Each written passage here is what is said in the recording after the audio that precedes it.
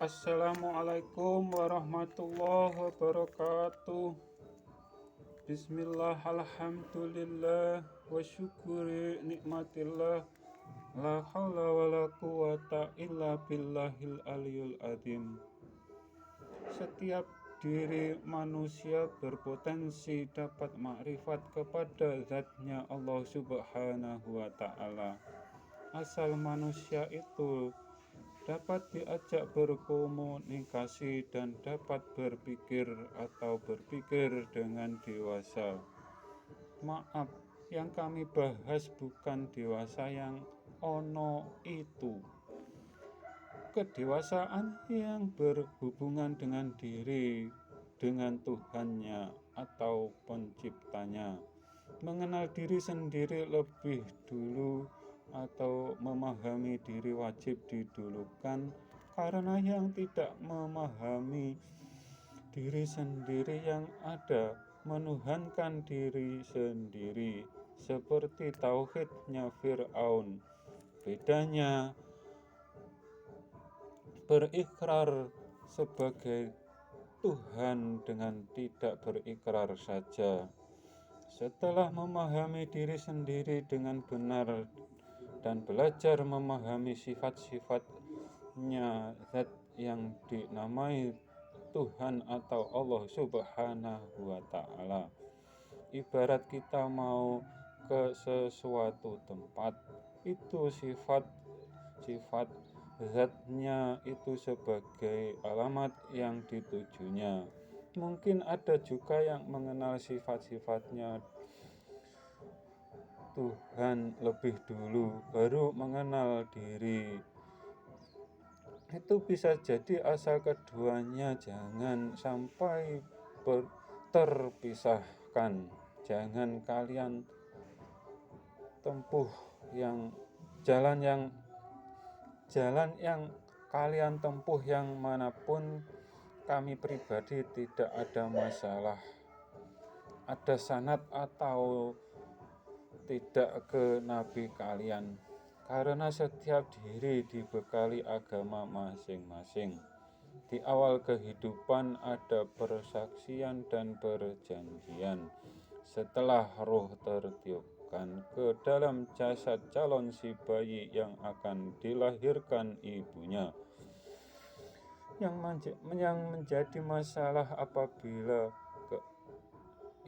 keilmuan iman tidak bersanad, menyelisihi dengan yang telah disaksikannya ruhnya, karena diutusnya nabi atau rasul untuk memberi pencerahan atau mengajarkan ke jalan yang lurus dan benar, sedangkan iblis berusaha untuk menyesatkan anak cucu Nabi Adam. Setiap diri berpotensi untuk dapat makrifat kepada zatnya Allah subhanahu wa ta'ala. Bagi yang telah mengenal dirinya sendiri, karena setiap bagian diri yang dimakrifatinya berbeda-beda dan wajib diilmuinya. Makrifatnya jasad sampai hati hanya sebatas makrifat kepada makhluk ciptaan Tuhan. Jasad, pikiran, dan hati disebut jasmani, ruh dan jiwa disebut rohani. Makrifat kepada zatnya Allah subhanahu wa ta'ala wilayahnya rohani. Keilmuan yang di ruh atau pengetahuan yang ada di ruh disebut hakikat, sedangkan makrifat zatnya Allah subhanahu wa ta'ala wilayahnya jiwa atau rasa dalam jiwa yang berdekatan dengan ruh.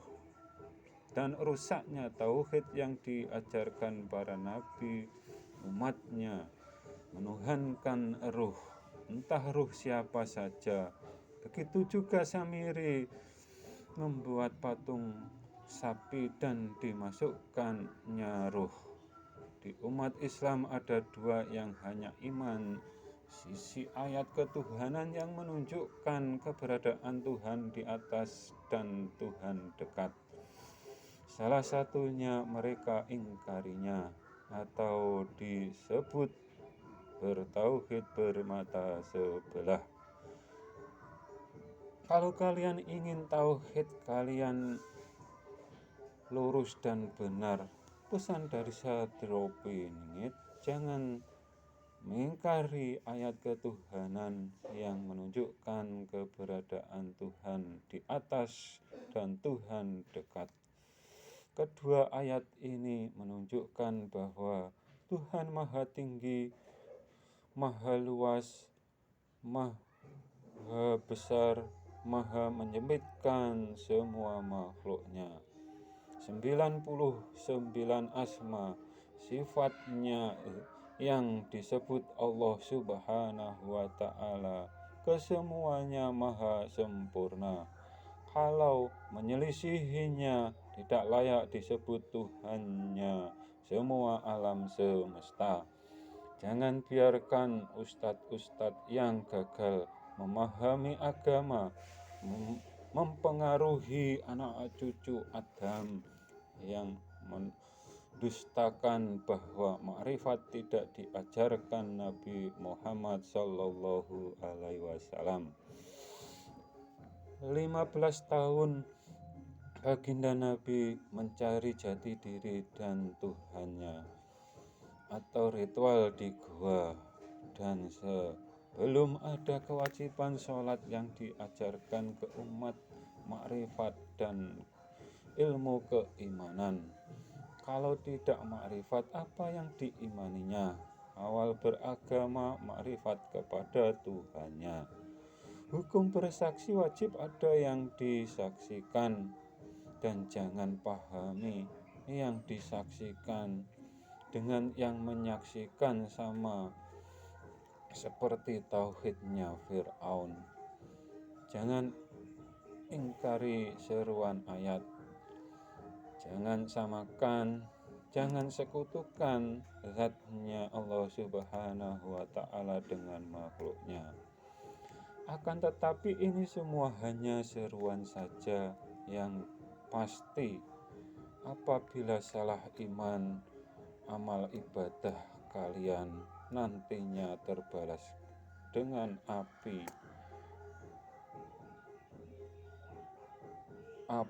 dan api.